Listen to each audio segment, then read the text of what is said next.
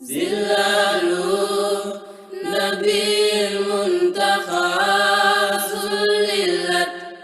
ala zawil fawzi bil jannati. Assalaamu aleykum wa rahmatullahi taala wa barakaatu. siyaar nañ leen de bu baax, jox leen seen wàccuwaay. naka koor gi nag mu ngi tàggatoo, weeru promotion wi mu ngay tàggatoo. gaaw leen nuyu naa leen bu baax de, nuyu bu baax nag Mohamed Segnane mi ñu dalaloon démb fii, mu indil ñu lu baax lu am solo si njëriñul laylatul xadar. jërëjëf Mohamed Segnane sa Kaffrine sa këy macha allah, bëgg nañ si yow de. dem moom explosé nga plateau bi, ñëpp kontaan nañ, merci beaucoup. waaye rawatina nag suñu téléspectateurs yi nga xam ne ñu ngi safo 221 TV tey nag. waaye balaa loolu, le 26 mars ponkalam tour de famille Ndaw Kounda 100% sa nguy lay am, bu leen ko ratee. ñun nag danañ teel a ñëw si boobu tour de famille sa nguy. Ousmane Ndaw ak Oustaz Babacar Ndaw président, ñu ngi leen nuyu bu baax. dañ teel a ñëw de nguy bu soobee yàlla. mu ngi noonu le 26 mars kon sa nguy, bu leen ko fàtte de. tey nag benn ponk mooy waxtaan bi. xam ngeen ne démb ba tey Sénégal mu ngi xëñ xunnu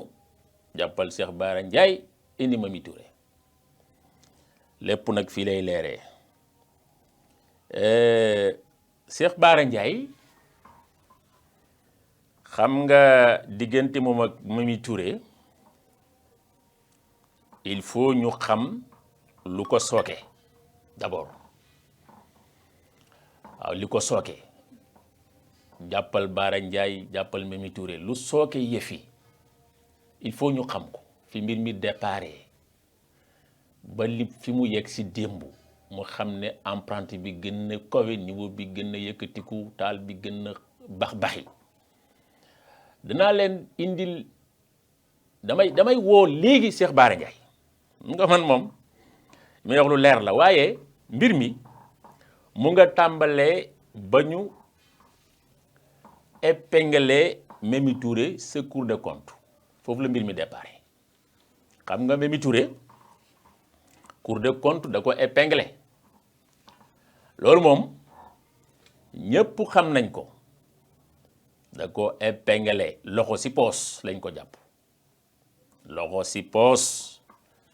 la Cour des comptes jàpp Mimi Touré mi nga xam ne tey mu nga sa palais ba ne faax jiite coalition Diomaye président 2029. Cour des comptes épinglé na ko de, ok. waaye xaaral ma woo Cheikh Bara Ndiaye ngeen dégg li ko jotale ak Mimi Touré. waaw mu ngoog kon ma tegal leen tuuti rek ci kaddu yi nga xam ne Cheikh Bara wax na ko te ñëw ak yéen ci plateau bi. cey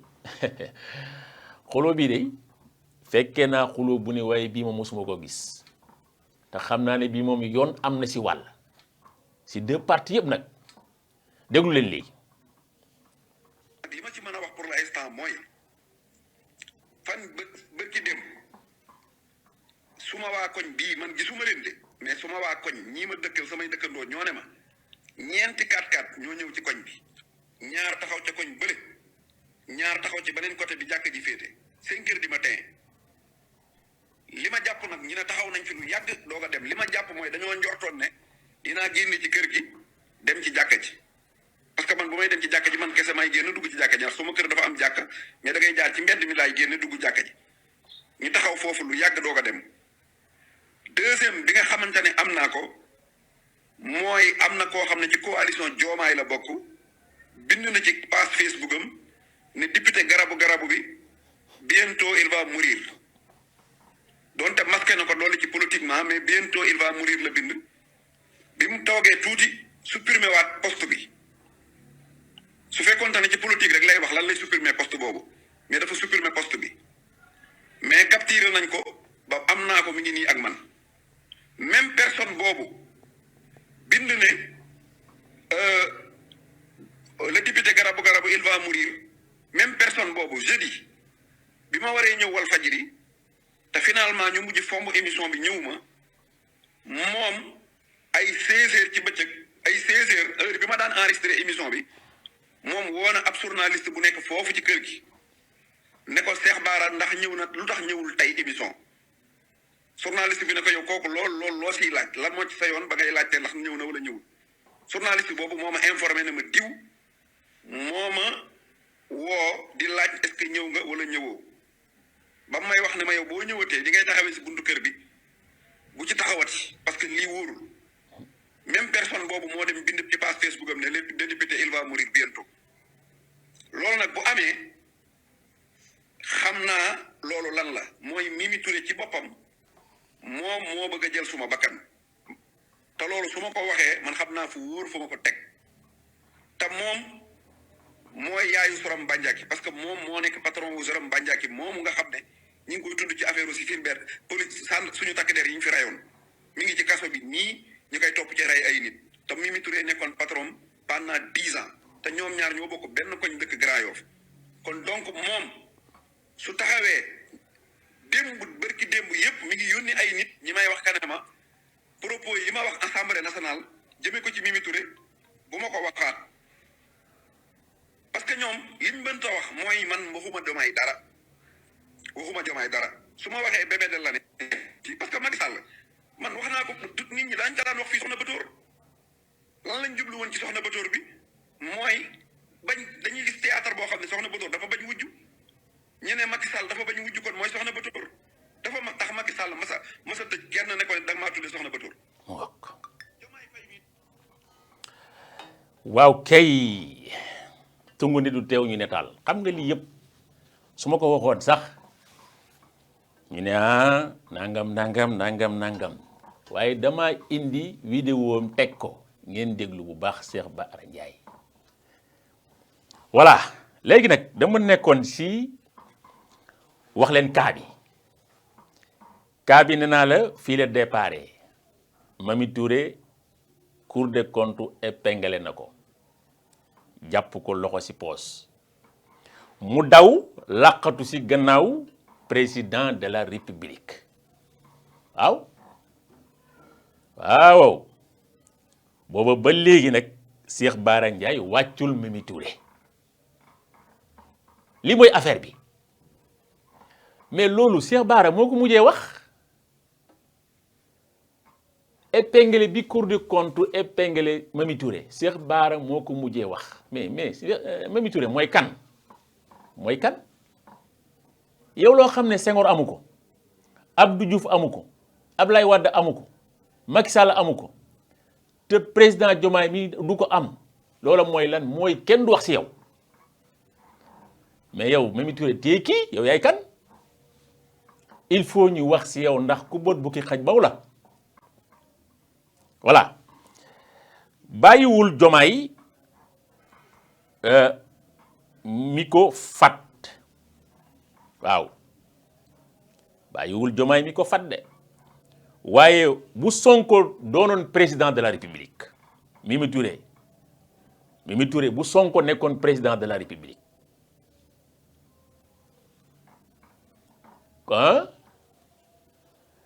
joxe nga ko konoon yaa ngi si kaso gi de ndax Sonko du ànd ak ku xam ni Cour des comptes da ko épinglé koo xam ne nii li askan wi moom muy détournement d'argent public l'argent contribuable nga dem détourner ko kooku Sonko du ko fat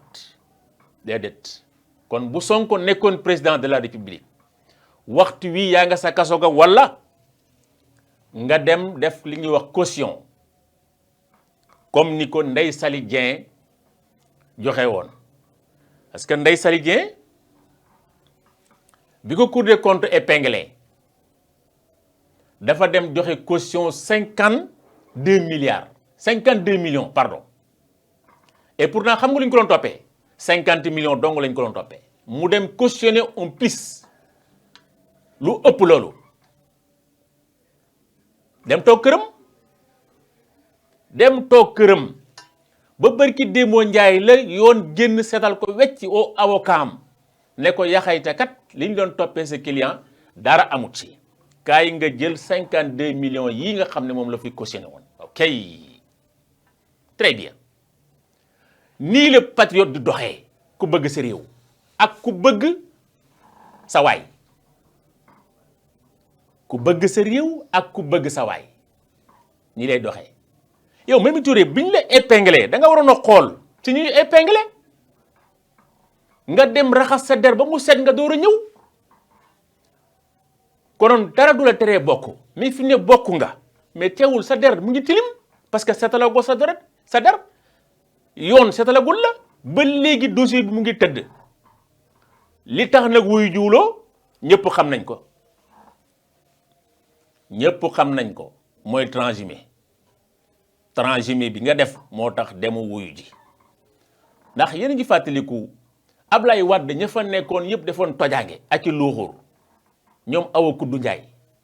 waaw Awa Njaay ministre de la femme oui dans le gouvernement Wade bi Macky Sall la ñëwee Cour des comptes épinglé ko dafa daw dem waaw mu daal di dem del def li ñuy wax transhumé del dugg si Macky Sall ñu daal di ko fat ñu jël dossier bu daal di suul voilà kon loolu yàgg na fi waaye ku boot bukki xaj baw la Mimi Touré da ngaa boot bukki moo taxit faw xaj yi baw la moo tax Bara Ndiaye du dëkk si dénoncé donc luuxur yi ak toj-toj yi nga xam ne moom ngay def bref bi si des nag mooy Cheikh Bara nag yow lay waxal nag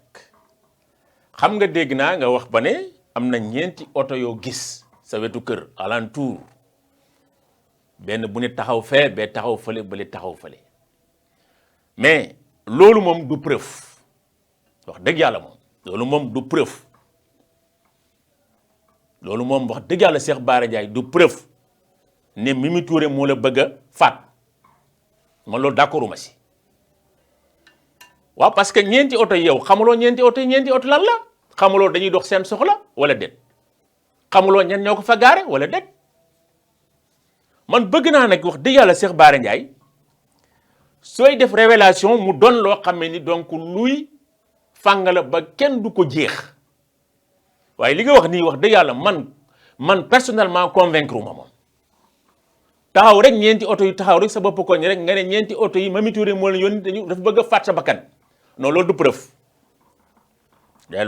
de waaw loolu du preuve waaw loolu moom du preuve moom wax dëgg yàlla moom Cheikh Bara bref député bi yow woo Walfadjri ndax Cheikh Bara Ndiaye lu tax ñëwul tey si émission bi wala ñëw na waaw dafa ne sax lu tax ñëwut ci émission bi ndax émission bi dañ ko fommoon mu woote fa ne lu tax ñëwut ci émission bi mais lu tax tuddoo turam te moom mu tudd sa tur directement le fait que moom mu oote journaliste bi ngay bokk ak plateau ne ko ndax Cheikh Bara Ndiaye ñëw na wala boog lu tax ñëwul mais moom bu amee courage bu toll noonu ba tudd sa tur mais Cheikh Bara da nga war a am courage nag tudd turam publiquement ñëpp xam kan la waaw c'est vrai wax dëgg yàlla nag waaw comme moom ñëw na ba téléphoné Walfadjri ba ne lu tax ñëwuloo def émission te émission bi dafa fomm mais amal courage tudd tur wi mais ni nga koy léebatoo nii wax dëgg yàlla moom leerul ci bopp askan wi te moom nag wax dëgg yàlla am na courage am na fit ak njàmbaar daal di tudd sa tur carrément ne Cheikh Bara Ndiaye lu tax ñëwul ci émission bi man bu doon man la ma am courage su ne député tel ak tel la waaye nag wax dëgg yàlla nag Cheikh Bara am na si yoo xam ne nag wax dëgg yàlla nag lu ñu la fonk ak loo doon kilifa wax dëgg yàlla am na si yoo xam ne moom dafa leerul wax dëgg yàlla si bopp nit ñi effectivement kantaa nag liñ si mën a jàngatee lan la liñ si mën a jàngatee mooy garabu kan mooy garabu député garabu bi bientôt il va mourir mu ne loolu la wax maanaam luy loolu maanaam député garabu bi maanaam léegi tey du yàgg dara ñu jël bakkanam du yàgg dara jant bi nëbbu ko maanaam ñu nëbbu jant bi loolu mooy bientôt il va mourir waa léegi député bi ko wax mais Cheikh Bara dafa jaadu nga dénoncé ko yoon procureur def autosaisine si koom wax dëgg yàlla ndax itam nag fii ku fi menace de mort nit am nga droit dem ba si yoon nga ne numéro téléphone bii tur bii donc moom moo ma woo di ma menacer à mort mais yow Cheikh Bara Ndiaye député nga am nga immunité parlementaire moom it am na immunité parlementaire mais bu demee nag ba yegg si nag li nga xam ne moom mooy menace de mort dinaa ko rey dinaa jël bakkanam Cheikh Bara Ndiaye doo n'importe qui si réew mi buñ ko defoon aw waye sax mu dem autosaisiru fi nga xamante moom mooy procureur waxuma la ku mel ni yow nag si réew mi wax dëgg yàlla dangaa war a def nag léegi réalité te bañ a def nag li nga xam ne moom révélation réalité nga war a indi mais bàyyi révélation yi parce que dañ jàpp ne cas de révélation yi moom nga bëri si ay rivalité wax dëgg yàlla loolu nag wax dëgg yàlla Cheikh Bara war ngaa dépasser foofu nag nekk di révéler te doo indi réalité non loolu moom war nga koo dépasser wax dëgg yàlla yow daal bu fekkee dañ laa tooñ menacé la de mort te nga ne daal diw sàngam la comme ni nga ko waxee Mami Touré moom moo la menace de mort moo yónni si ay nit donc pour bëgg laa rey ba yónnee ba wax loo benn député ne ko Cheikh Bara Ndiaye bientôt il va mourir demal saisiru procureur saisiru donc ñu fas yéene ñu daal di liquide ñooñu ñu bëgg a jël sa bakkan bi voilà mais bu fekkee defoo lii nag wax dëgg yàlla dafay mel ni rek affaire soo rek nit ñi di ree xaaxataay comme affaire comédien waaye noonu leen lay jàppee wax dëgg yàlla waaw yow as ndaw neew na dana la fi plainte mais yow menace nañ la mort nga ne doo plainte te doo tudd tur te yow ndaw soosu nga xam ne tey moo doon daf lay plainte ba nga ko dénoncé def si moom ay révélation waaw voilà révélation alors booba moom dafa ne Cheikh Bara Ndiaye dinaa la yóbbu si yoon ba ñëpp xam ne yaa ma tooñ révélation mu ngi noonu kon nag ñi nga xam ne donc dañoo balaa bëgg a yóbbu si yu bëgg a faat sa bakkan yóbbu leen ci yoon bu ko defee ñu xam ne diw sàngam mii kat moo bëgg a jël sa bakkan moom si boppam diw sàngam moo ko yëkkati carte gi leer Sénégal yëpp bokk xam ko mais lii moom kenn la si boppam ubbeeku parce que nag wax dëgg yàlla tudd nga tur waaye tur bi nga tudd xamuñu ndax moo yónni oto 4x4 bi wala déet xamuñu moo yónni député bi wala déet tudd nga nag ba tudd Sourame Bandiéguiri wax dëgg yàlla mu ngi si kaso bi nee nga ñoom ñaar ñoo àndu def looxóor si jamono Macky Sall lépp lu Sourame Bandiéguiri def donc Mami Touré moo ko def la woon moo ko lan reyloo moo ko lan wutloo ay yoo xamante ni donc moom la ñuy rey ay nit mais loolu itam wax dëgg yàlla ay révélation la yoo xamante ni c'est grave mais est-ce que am na preuve kon del indi preuve te bàyyi révélation yi wax dëgg yàlla kon mu mel ni loolu bokk na si li nga xam ne bëggoon nañ ko partager ak yéen muy diggante Cheikh Bara Ndiaye ak Mami Touré Sola ak Serigne Habib sur la 221 TV. على ذوي الفوز بالجنة